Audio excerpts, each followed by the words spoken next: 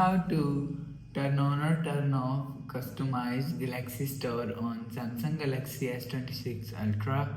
Let's start the video. First of all, go to App Library. Here click on Settings app. Now in Setting, scroll down and click on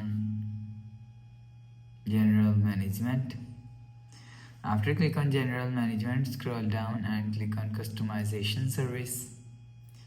After click on Customization Service, so scroll down and you will see Galaxy Stories here. If you want to turn off Galaxy Store, so turn off this button.